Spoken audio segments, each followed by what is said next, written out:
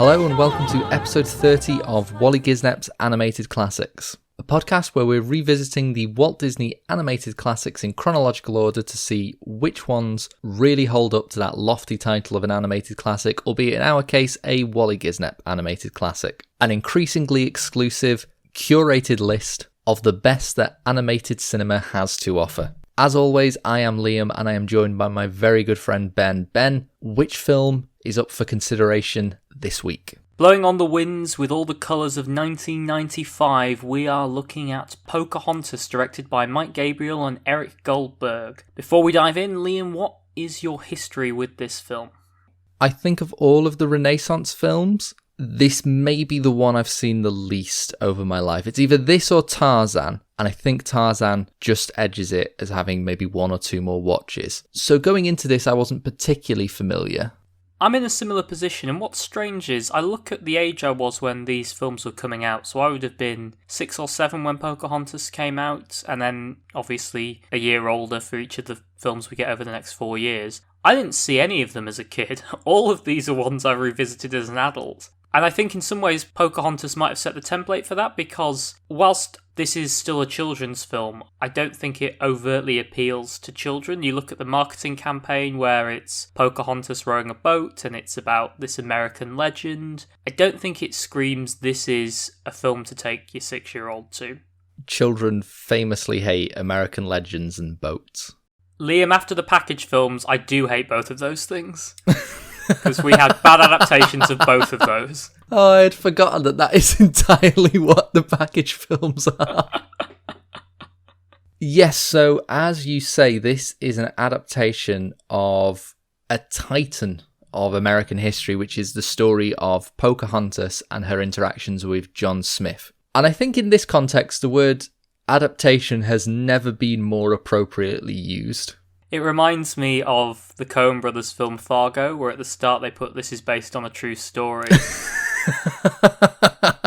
And then when someone died looking for the money that gets stashed away during the film, they had to say, yeah, it's not based on a true story, we made it all up, you idiots. Obviously, Pocahontas was a real historical figure. This film very much conflates a lot of what we know about her life. It definitely up-ages her to make some of these interactions less uncomfortable. Also skims over the fact she got married and moved to England, which I think happens in the straight-to-video sequel, but obviously I've never seen it. Strangely enough, me and the person I watched Pocahontas with yesterday, we just left it running and it immediately started playing the second one. And I've actually seen the second one maybe as many times as I've seen the first one. And that is basically what it's about. It's about her relationship with John Rolfe, who is the real-life person she married when she was older, as opposed to in this film, where it's detailing her interactions with John Smith when she was a young girl and he was very much a fully grown man. And there was, as far as I'm aware, no romance involved in the real life story, but always the savvy movie executive Jeffrey Katzenberg, following the success of Beauty and the Beast at the Academy Awards, decided that the future of Disney was in romance films. So he was like, I know, let's take this classic, beloved American story about a real person and bastardize it into a love story. And everyone was like, won't that be a bit inappropriate? And he said, no, we'll just age her up. And everyone said, that's not what we were talking about, but okay, you're the boss. We'll get into the story in just a moment. My overall feeling on this is either they should have kept it more historically accurate and dealt with some of the historical issues in a bit more detail, or they should have said this was inspired by the story of Pocahontas and told a new story. Because when you say it's based on something historical and then you make up or change a lot of it, that becomes quite disrespectful to that historical figure. Whereas if you say it's inspired by what we know about this person or this person's story, but we are telling our own version of that, again, that's absolutely fine. It's this weird middle ground where they're saying this is the life of Pocahontas when it's sort of not. Yeah, I think taking inspiration from the story and taking some of the beats probably would have been the more sensible approach. I think it's something Disney has gotten better with. Most recently in Frozen 2, we see interactions with indigenous peoples, and rather than being a direct representation, the people in Frozen 2, I believe, are inspired by the Sami people. And we'll touch more on this when we discuss Frozen 2, but there is a real-life context behind the dam that is central to that film. So they're able to use these beats and these images that have a historical context without it being a direct telling of this story, which I think is a much better approach than changing historical events as they did in Pocahontas.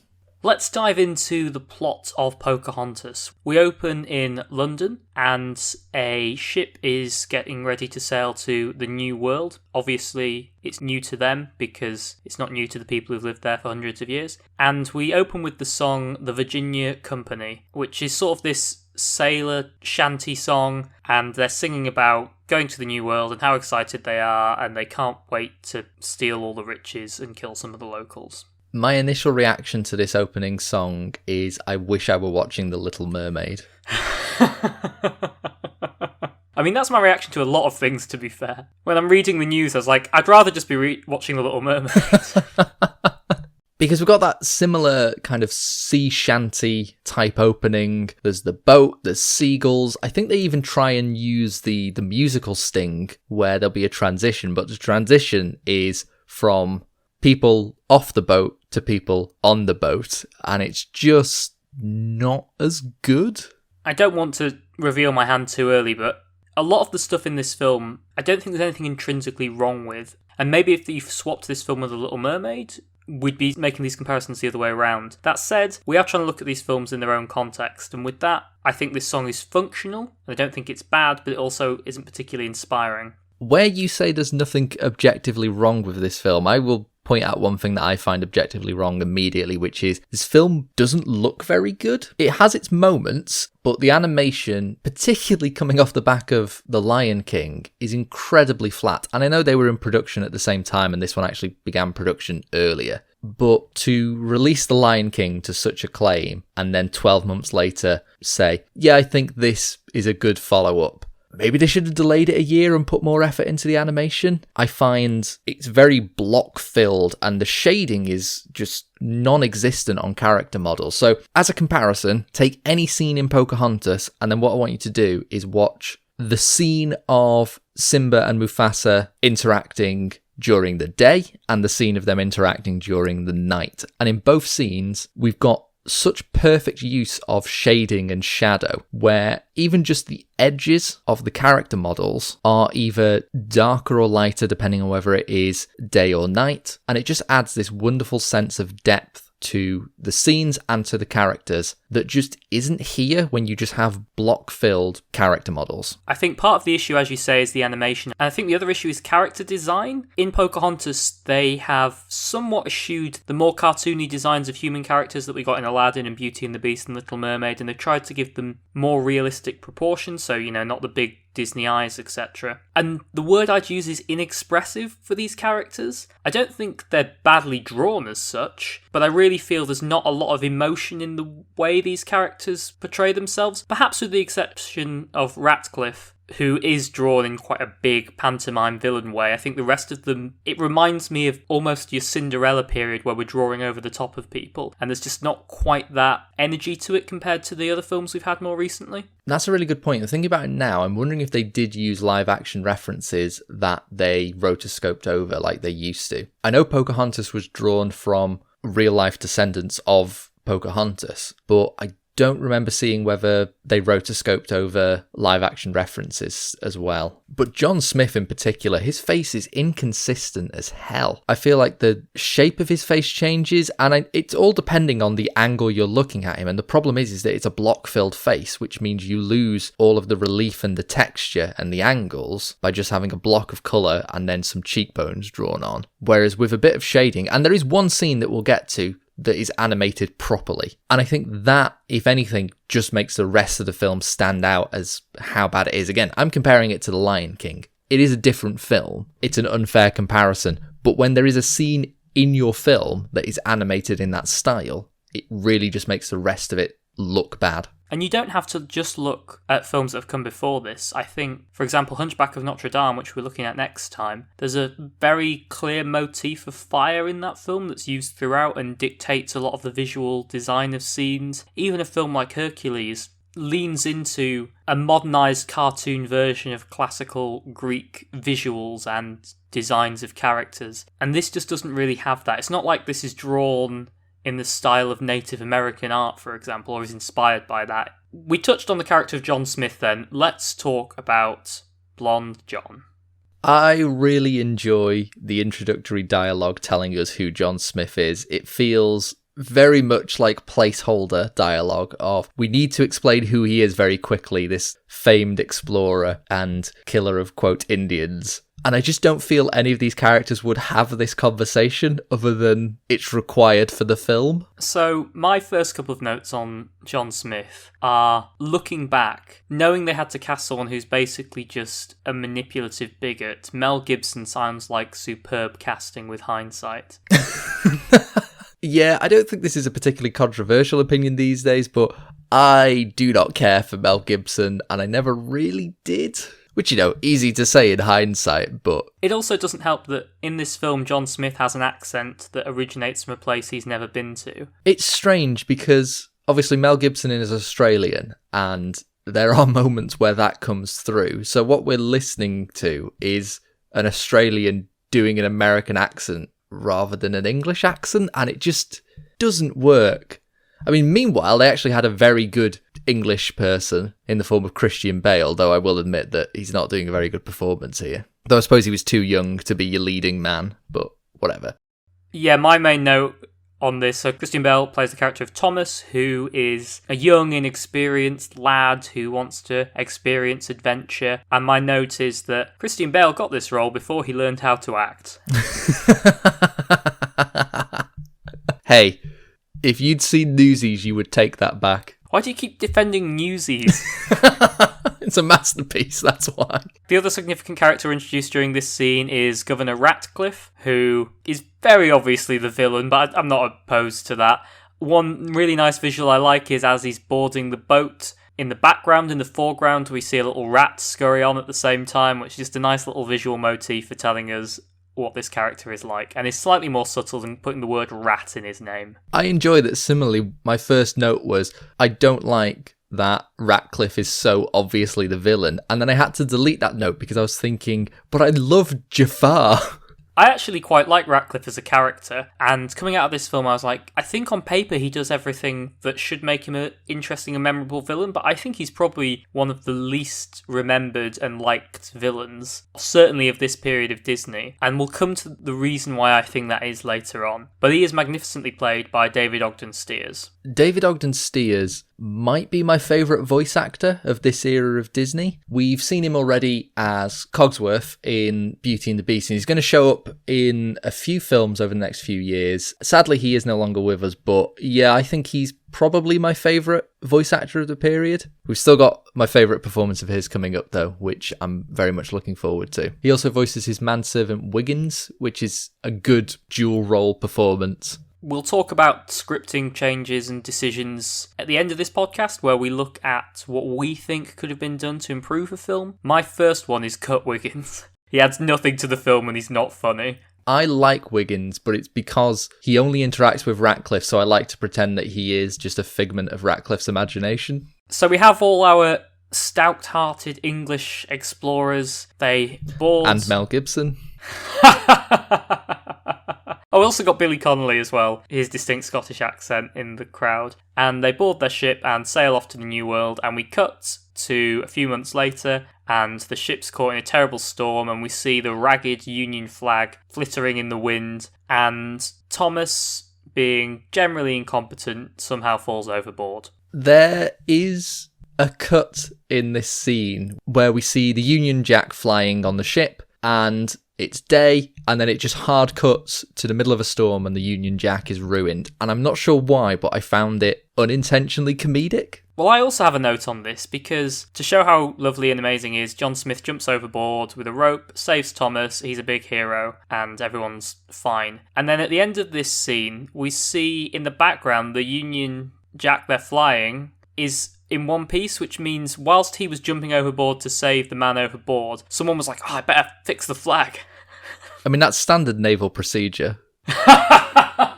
It's definitely that and not lazy continuity. I think my problem with this scene stems from the fact that it is very functional and then there's not much else to it. So the point of this scene is to show us that John Smith is heroic, rather than just tell us in the opening that he is heroic, which they did do. They decided to show it. And it's just a bit too long and also probably a bit too immediate. I feel that information could have came later and probably been to do with Pocahontas. So we just get this action set piece at the start of the film, which almost feels like it's because we're supposed to have an action set piece at the start of the film. Well, originally he was going to rescue Eric's dog Max, but that's already happened in The Little Mermaid, so they had to do something slightly different. That is a good example of a scene having more than one function, because what we're seeing Ariel become smitten with Eric, we're seeing that Eric is brave, and we're also setting up Ariel rescuing Eric. Like, it is functional to the plot, whereas this scene is just functional to John Smith's character, and that's it. And also, John Smith isn't really the protagonist, so it could have came later. I just find it very bare bones and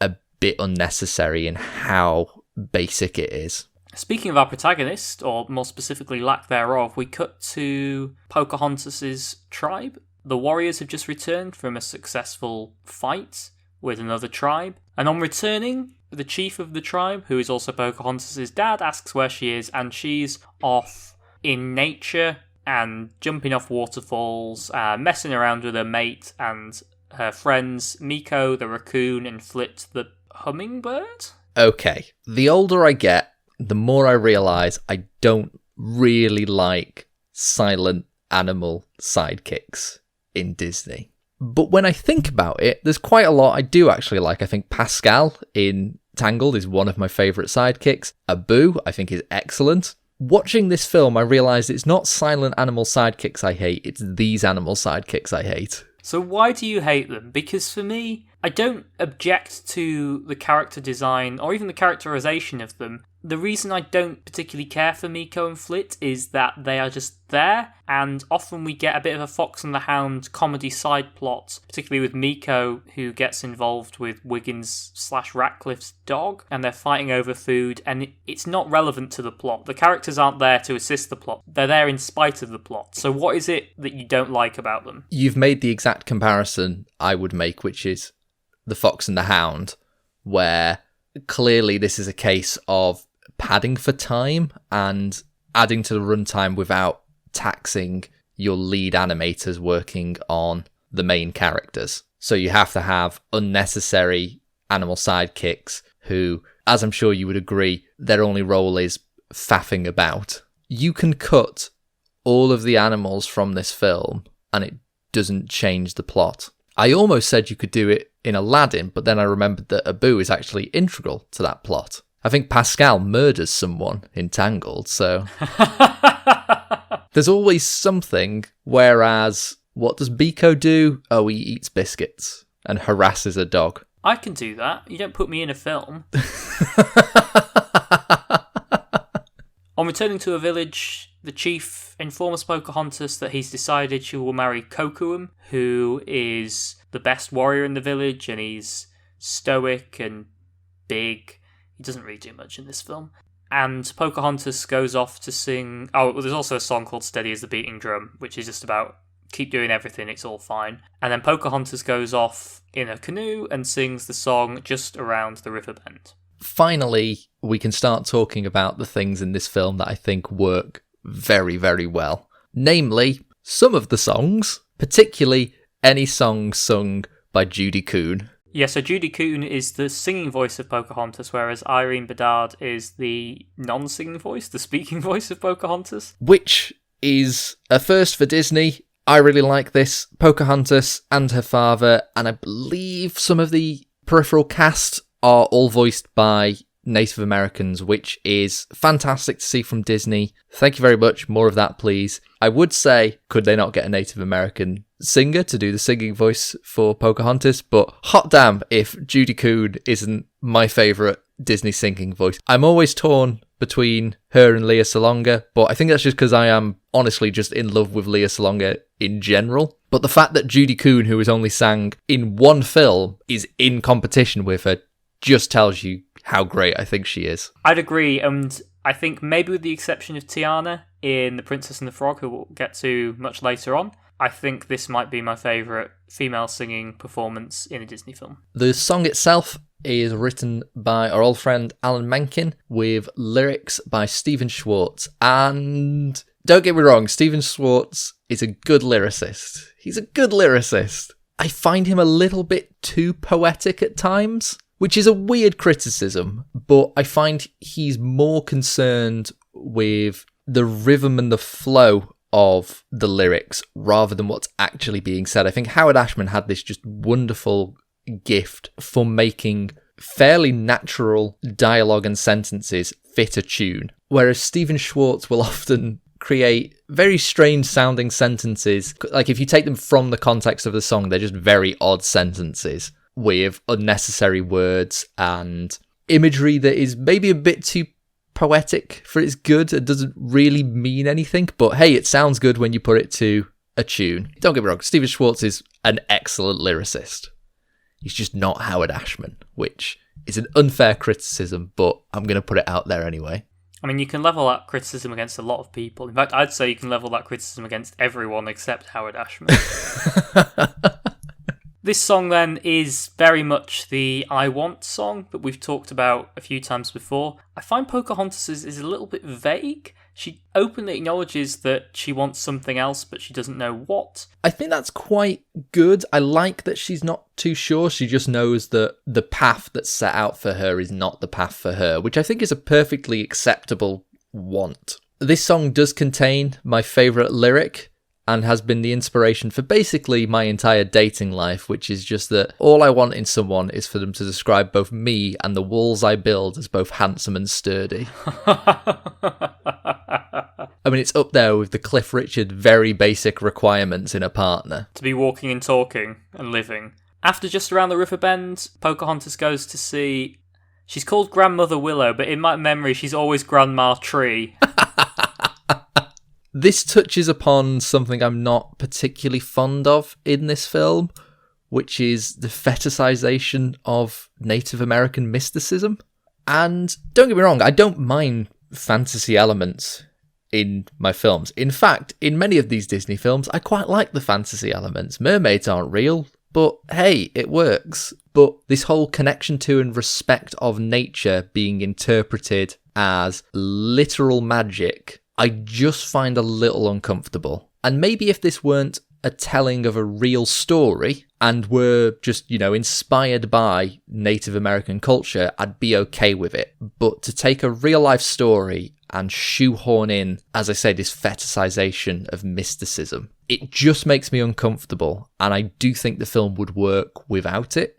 We also get another song, Listen With Your Heart, and I made a note here that this is the fourth song in 17 minutes, and we've had 2 reprises in that time as well. This film really crams the songs in. Again, it's that issue I discussed in The Lion King. It's really easy to front load your musical with songs, and then when it comes to resolving everything, to just go, we'll just use traditional narrative instead. Pocahontas discusses dreams she's had with Grandmother Willow, and Grandmother Willow obviously encourages her to follow her heart rather than what she's told or expected to do. And shortly afterwards, Pocahontas sees what she thinks are very large white clouds, but are in fact the sails of the Virginia Company arriving in North America. Wait, Pocahontas was going to see Grandmother Willow, right? Yes. So in Just Around the Riverbend, there's an image that makes me laugh every time, which is she comes to a fork in the river, and one is this wide, smooth river, and the other is this very sort of choppy and rough and bendy river. And it's this metaphor for which path should she take, and it's very on the nose and very silly, but she was going to Grandmother Willow, so why does that matter? If you've not seen it, compare it as well to A Fork in the Road, which I quite like, which is the one in Beauty and the Beast, where it's a lot more subtle. Obviously, one of the paths at the start is dark and scary, but I don't know, it's the fact that it's such a wide shot, and there's nothing cinematic telling you it's scary, whereas in Beauty and the Beast, yes, if you just look at the still images, one is slightly scarier than the other, particularly with the colour palettes, but cinematically it's telling you which one is scary. So you do the pan, you get nice music down the nice path, you quickly pan over to the dark path, it sounds scary, and Philippe immediately turns away from it. Whereas this is just a wide shot of two very silly looking rivers, and Pocahontas going, which way should I go? Well, I guess that's the way to Grandmother Willow. I mean, to be fair, I don't think the message of this film is that following your heart is scary. I think it's saying something about your interpretation of emotions, Liam, if that's what you're seeing there. I think Maurice's character journey in Beauty and the Beast is very different to Pocahontas's. It's not about him following his heart.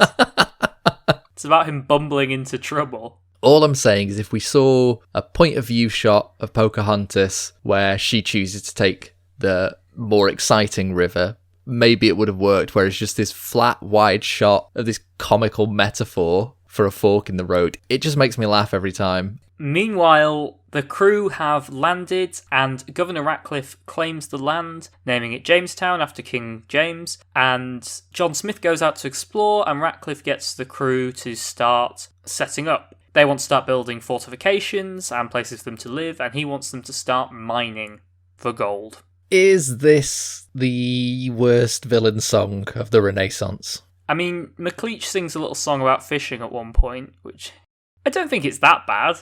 Again, my feeling on the majority of these songs, with one notable exception, which you've probably already guessed, is that I don't think they're bad. They're sort of catchy. They do what they need to do. I don't think it gives me any particular insight into the character. But yeah, I think David Ogden Stiers does a fun rendition of it, and it's boisterous and silly, and there's some nice visuals. I don't know if the best way to find gold is just to start randomly digging on the first bit of dirt you find. The reason you pan for gold is it gives you hints through the water as to whether there's gold nearby or not, but hey, what do I know? I had this exact thought. I was just wondering, how do people find gold? So it's at this point that I kind of tuned out and I pulled up my phone and started Googling, how do people find gold? I think this sort of touches upon why I don't think Ratcliffe works as well. There's a bigger issue that we'll get to later, but the first issue that comes up for him is that I just find the motivation very lackluster.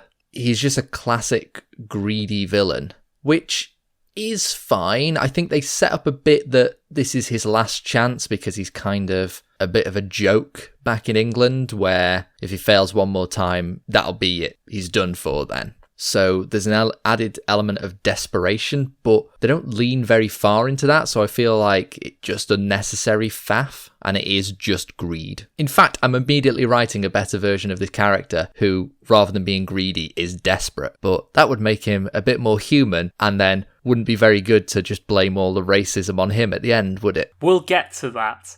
I suppose maybe the direction could have been that instead of Wiggins, you get a representative from a bank or from the Crown, someone who's putting pressure on Ratcliffe to do increasingly desperate things, and there's that constant presence there rather than him monologuing to Wiggins about how he wants to make some money. However, we do get a much more significant interaction because John Smith, while he goes out looking for these savages, as he calls them, he hides behind a waterfall and gets ready to shoot one. But on jumping out, he sees it's Pocahontas and decides not to shoot her because he's attracted to her. This might be the only meet cute in cinematic history with a gun. Bonnie and Clyde? Question mark?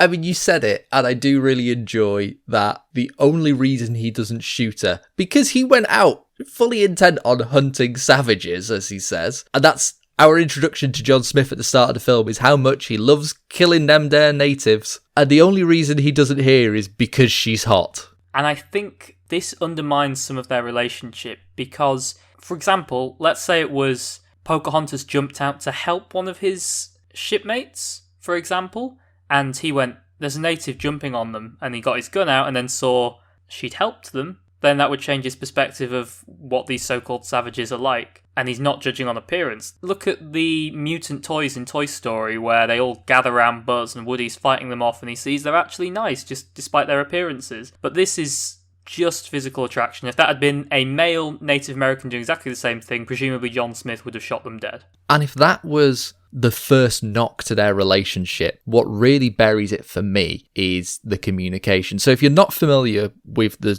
story of Pocahontas and John Smith, the reason it is so revered in American culture is because they were representatives of two disjointed people who otherwise would be at war, and they made an effort to communicate and learned each other's languages so that they could foster some kind of relationship. Obviously, we're viewing this through the very sanitized lens that, frankly, white America has decided to remember this story by. But the fact that it is a fully grown man and a young woman who are making these efforts, there isn't a romantic element there. It is purely academic, even, of understanding that this is the best way forward for our people, to take our time, communicate, and find a mutual way forwards. As I say, very white America sanitized version. I'm sure there's a lot more to it than that. As a disclaimer, we're British. This isn't a story we're particularly familiar with or is very dear to our hearts. Well, we're very familiar with stories of going over to other countries and ruining them. That's a story that permeates British history. In the film, what they decide to do is just say, hey, if you listen with your heart, you can magically understand each other. And the entire point of this story is removed in favour of a love story. And I'm just going to say it. I hate this. I really don't even think it would be that hard to get around. I honestly think you could have a montage of John Smith sneaking out or telling the other explorers that he's scouting the land, and Pocahontas, she's already a free spirit and going off doing her own stuff, and getting a montage of them spending time together and teaching each other about one another's cultures, which we do get a bit of. Pocahontas examines his helmet, his actual metal helmet that he wears on his head, just to be clear.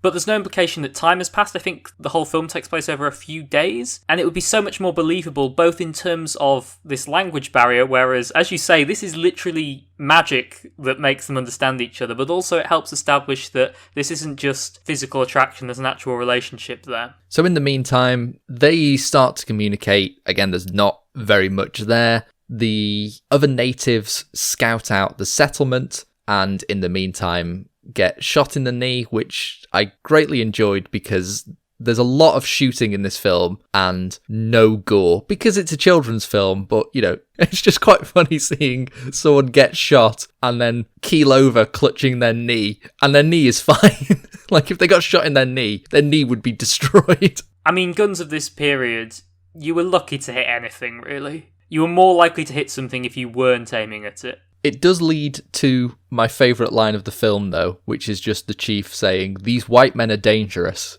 And I always just think, yep.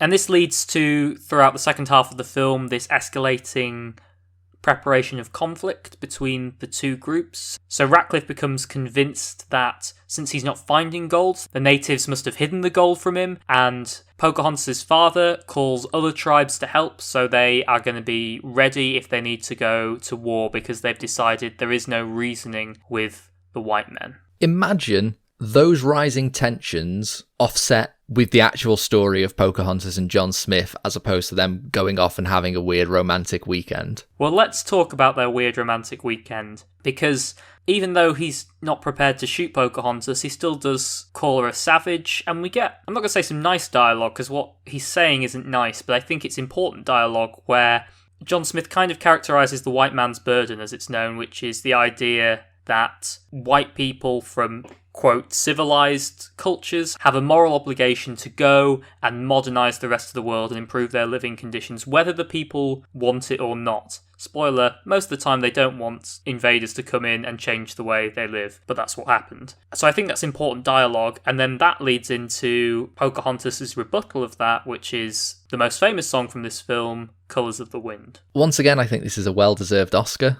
Well done to Stephen Schwartz and Alan Menken. It's an excellent song. Again, there's lines which sort of favour being poetic over making sense. The visuals in this sequence are absolutely stunning. I talked in our Rescuers Down Under podcast how I think it's really important as an audience we see what's at stake and we can identify with and engage with what the characters care about. And I think this song does an amazing job of showing us what Pocahontas' world is like and how she sees the world. And it's the turning point for John Smith as a character when he changes the way he sees the world. The part of the film that genuinely I find quite moving and gets an emotional reaction out of me, and I think it is superb. I think in terms of pacing, it's important for John Smith as a character, but I feel for Pocahontas this should have happened sooner, or a song that does this sort of thing should have happened sooner, because again I think it's really important that we establish what Pocahontas is fighting for and what she cares about. But overall, I do love this song. I think it's superb.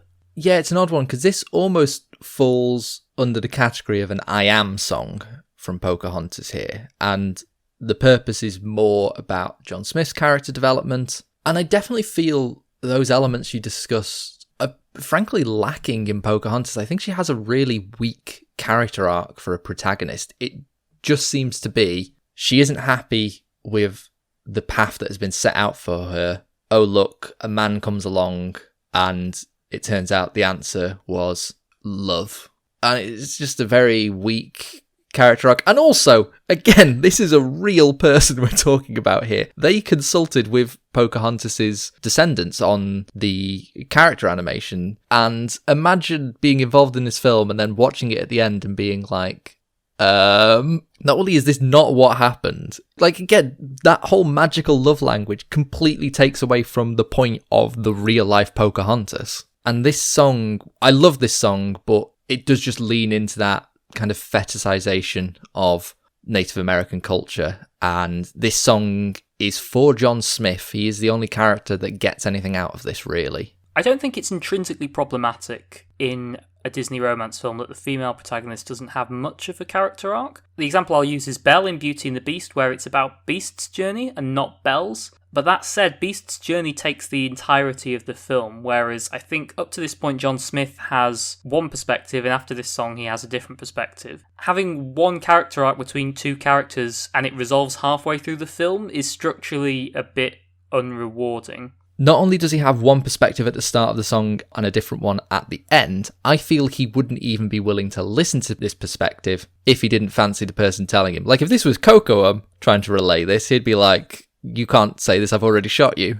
And this feeds into not only the latter half of the film, but certainly my biggest criticism of Pocahontas in terms of what the story represents, and that is the presentation of this being a Romeo and Juliet type love story. Two individuals who fall for each other, but their respective cultures / backgrounds / families say they cannot be together. The problem with that is in Romeo and Juliet we have two houses both alike in dignity. We do not have an indigenous people and an invader, a colonialist force coming in. So presenting these two as equal and having different perspectives on the world and learning from each other is hugely problematic. I think that really summarises the problem I had. I was trying to say it earlier, but I couldn't quite get the words for it. When we try and parallel white colonials with Native Americans and say, oh, there's more to us that's the same. And what they're getting at is we're all human. And whilst that's true, they aren't the same in power. The power imbalance is grossly out of whack here. And trying to invite parallels between the two cultures is very insulting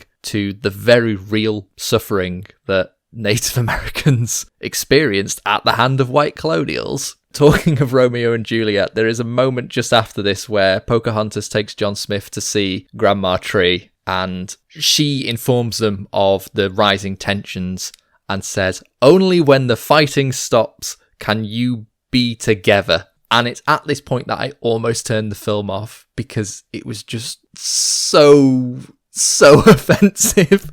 To just boil these rising tensions down to, we need to fix this so these two people can have a love story, as opposed to, maybe we should try and address these tensions because, hey, this isn't a good way to exist. No, it's all about them and their love story. Also during this scene, Grandmother Willow examines John Smith and says, he has a good soul. And I was like, does he? Does he really?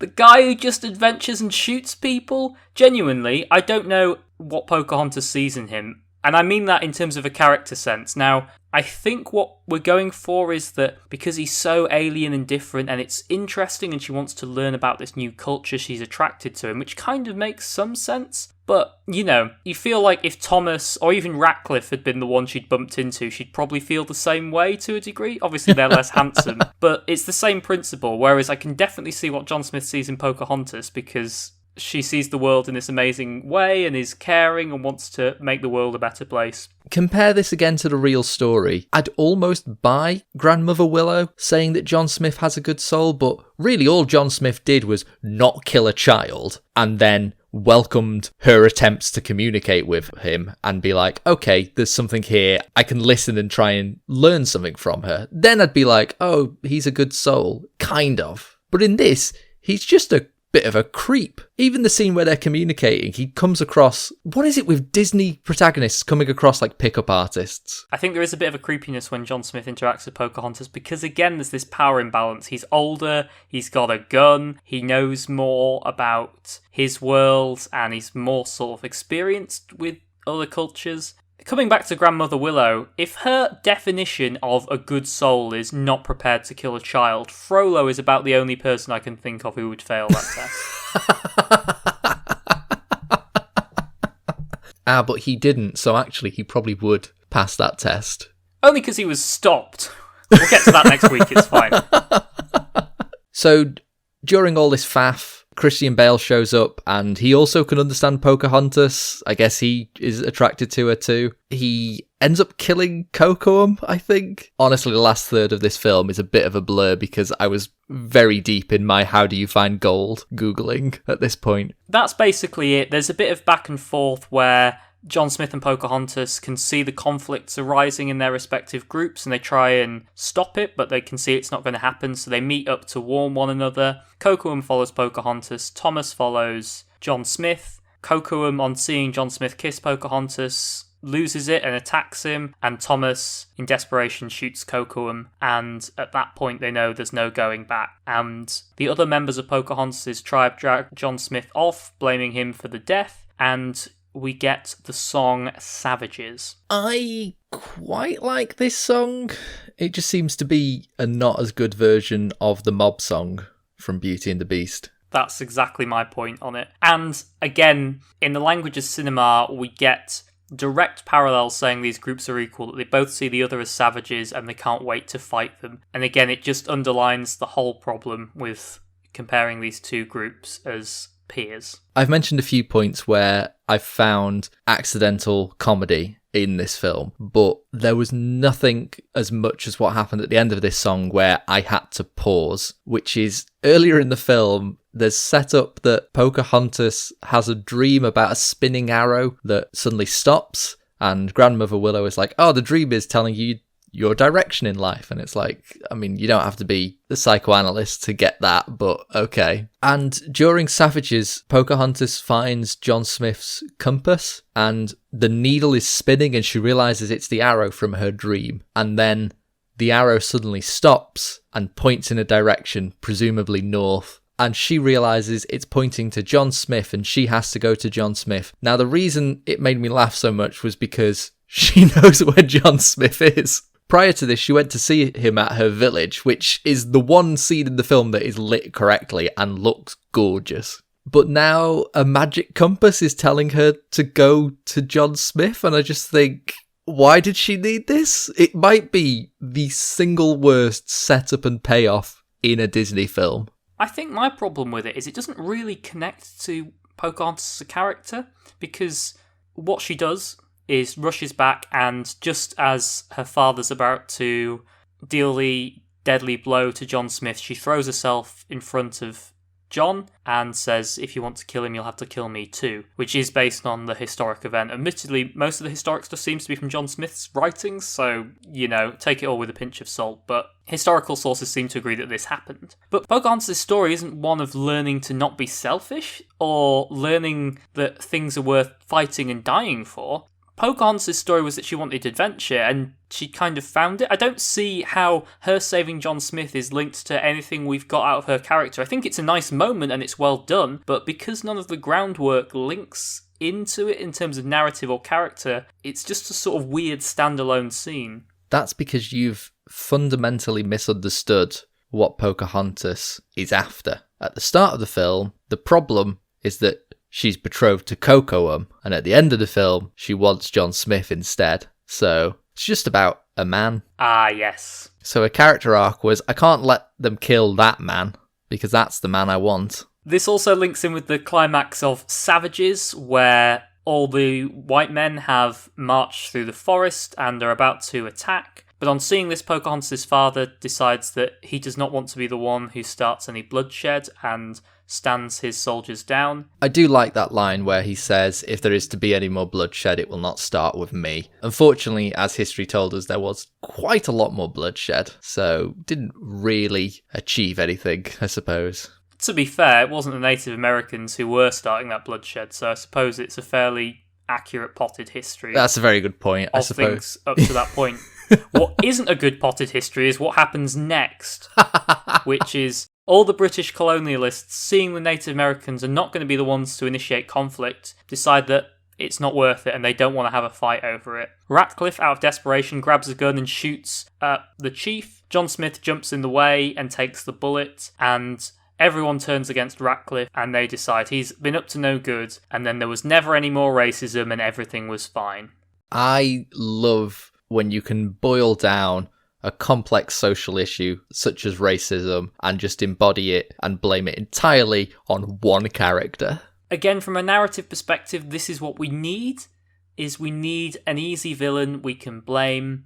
But from a historical perspective, and again, because they've chosen to say this is based on the life of Pocahontas, it becomes much more problematic. It's also during this scene I realised why I don't think Ratcliffe works, and that's, he's got no connection to the main character. This is the only scene him and Pocahontas are in the same space as each other, and they don't interact in any way. Look at characters like Jafar and Scar, or Ursula, or Gaston, and the complex relationships they have with the main couple in those films. And then you look at this and you go, well, he has no interaction with Pocahontas, and John Smith doesn't really care for him very much, but John Smith doesn't have that many interactions with him. He just says yes sir a couple of times and then gets on with it. So there's no stakes with Ratcliffe here. We don't like him, but the characters don't even really acknowledge him. That's a really good point. He probably could have been an okay villain for John Smith, but you're right, after John Smith, fucks off at the start of the film, this is the next time they see each other. He's busy trying to woo Pocahontas. He's more of a villain to Thomas.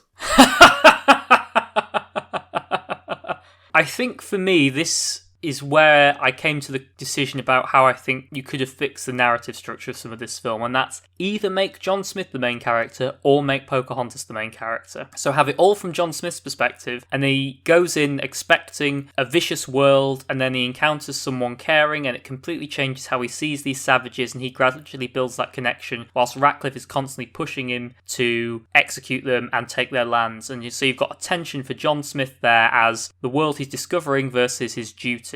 Or you make Pocahontas more the focus, and she's got this amazing world that's then suddenly changed when these invaders show up, and she has to build that relationship, and the thing that's stopping her building that relationship and being with the man she loves is this authoritarian figure. But in trying to do both of those things, you end up getting neither of them. Would it work if you just added a sequence where Pocahontas is taken back to the settlement by John Smith, interacts with the settlers? It maybe lays some groundwork that maybe these aren't savages and we can communicate with them, but Ratcliffe in his desperation for gold sort of tries to turn the tide against that. Then we can also have Pocahontas returning back to her village with signs that she's interacted with or has been scouted with them, and she tries to communicate with them that they are not dangerous. You can have a sort of peaceful truce almost through these characters of John Smith and Pocahontas that is then broken after Thomas kills Cocoam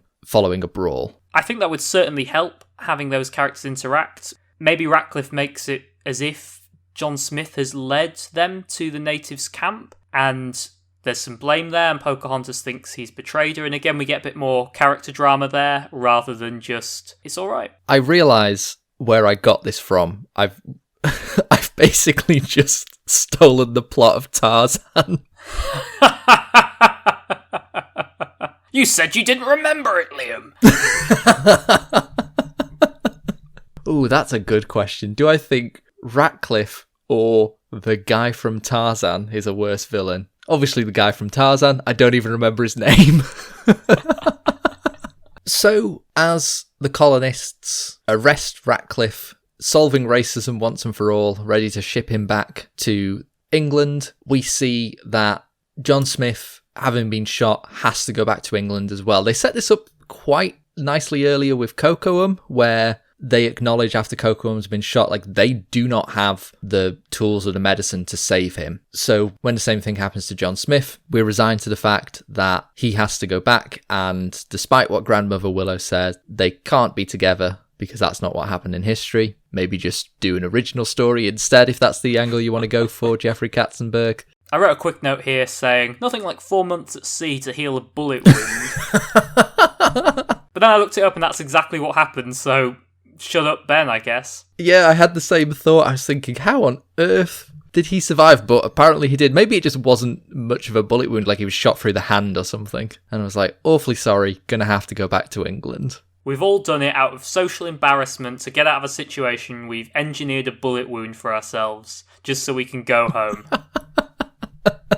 And that's basically the end. Pocahontas has achieved peace for her people, but the story the film told us to care about, her love story, ends with nothing. Almost as if it shouldn't be there. I actually quite like this as an ending in the context of this film, because it's one of the few instances in Disney where the couple don't live happily ever after. They have to go their separate ways. It doesn't really work in terms of these characters' journeys, because the whole story is about integration and learning about each other, and then they both go their separate ways and go back to their original cultures. But I do think it's quite a nice bittersweet moment. So there's aspects of this ending I do really like. Again, I feel this ending would work better if it weren't a love story, though.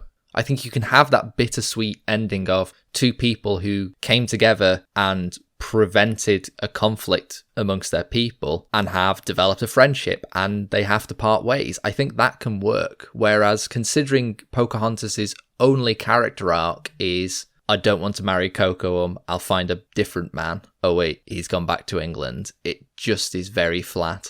And that is the story of Pocahontas, or at least this version of the story of Pocahontas. So before Liam and I give our final thoughts and make a decision as to whether this film is worthy of making the prestigious list of Waly Gisnep's animated classics, Liam, is there anything else we need to talk about? There is just one more thing. Before we can move on, we need to decide which character out of Pocahontas is the handsome and sturdiest.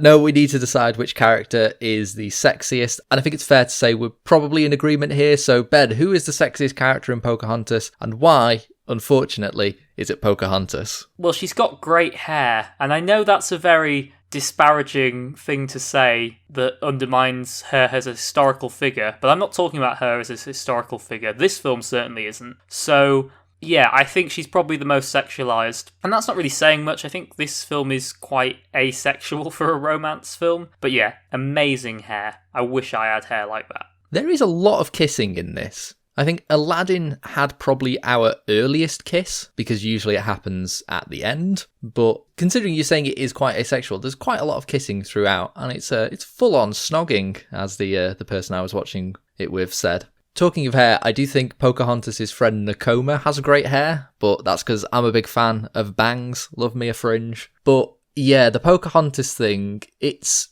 widely discussed. Disney seems to have a problem with the sexualization of non-white female leads. I felt weirdly uncomfortable whenever I've came across this in the past, but watching it this time, I actually wanted to see what went into the character design of Pocahontas, because it is Glenn Keane, very prominent animator during the Disney Renaissance, who was the supervising animator for Pocahontas, and he actually met with descendants of Pocahontas And you can find him talking about this, and it's a bit weird where he talks about just being blown away by these beautiful women. But you can look up pictures, and actually the elements of Pocahontas are absolutely there in these people. They're just two beautiful women, and they just translated it to animation. I think more so than any other character we've discussed so far, Pocahontas kind of embodies the spirit of this segment, which is, we're not talking about characters we are sexually attracted to, though in the case of certain ducks, that is what we're talking about. What we're talking about is uncomfortable sexualization of animated characters in children's films. And whilst Disney definitely seems to have that problem with the sexualization of their non-white leads, none more so is that the case than with Pocahontas. So with the sexiest character settled, there's only one thing left to do, and that's decide whether this film is worthy of going on the list. So I've cracked open the vault, I've unrolled the parchment, which is the master and indeed only copy of Waly Gisnep's animated classics. I haven't brought my own pen this week. I thought it'd be more fitting, given the themes of this film, to steal someone else's and just claim it as mine. Liam, what are your thoughts? Is this film worthy of going on the list? This is a tough one for me because I think a lot of my problems are not really problems with it as a film, but as an adaptation of this story. There are clearly a lot of problematic elements here, but even putting those to one side, I think structurally this film is not particularly engaging. And my main thought coming out of this watch of Pocahontas was, with the exception of Colours of the Wind, and to a lesser degree the bittersweet ending of this film, I just felt nothing watching this. I didn't feel angry or bored, but also I didn't feel engaged, I didn't feel sad or excited. I find this film just very flat, and it's not bad by any stretch, but I can't say it's great either. For me, this is a solid example of a 3-star film, done by the numbers, doesn't do anything particularly wrong, but also definitely doesn't smash it out of the park. So for me, it's a no. I wouldn't say I felt nothing. For starters, I felt educated over the proper techniques for panning for gold. But that is largely because I was very bored during the second half of this film. I mentioned at the start that this is not a film I had seen much of, and I wasn't sure why that might be. Having watched it again, I now know the reason is because I don't think it's very good. I definitely feel of all of the Renaissance films, definitely of the Renaissance films we've seen so far, this is probably the weakest, and I'm including The Rescuers Down Under in that. I quite like that film. It's not great, but I would watch that over this given the choice. So again, I think for me, it's a no. I don't want to put it in the vault, which unfortunately does break our Renaissance streak. So Pocahontas does not make it onto the list. The parchment is rolled up and the vault is sealed for another week. But of course, these are just our opinions. Do you think we have been too harsh on Pocahontas? Are its better qualities enough of a redemption for its historical inaccuracies? Do you think the love story was the right decision from Jeffrey Katzenberg? And does this hold up as one of the great Disney romances? As always, we would love to hear your thoughts on Pocahontas, so be sure to get in touch with us and let us know. If you're listening on Spotify, you can get in touch with us on Twitter or join in the conversation in the comments below the YouTube video. But of course, there are always more films that could make it onto the Waly Gisnep list of animated classics. Ben, which film is up for consideration next time? Next time, Liam, we are going back to France once again. We are visiting 1996's The Hunchback of Notre Dame, based on the Victor Hugo novel of the same name. So if you are watching along at home, make sure to watch Hunchback, and we will join you next time for the next episode of Waly Gisnep's Animated Classics. Can you paint with all the colours of the wind?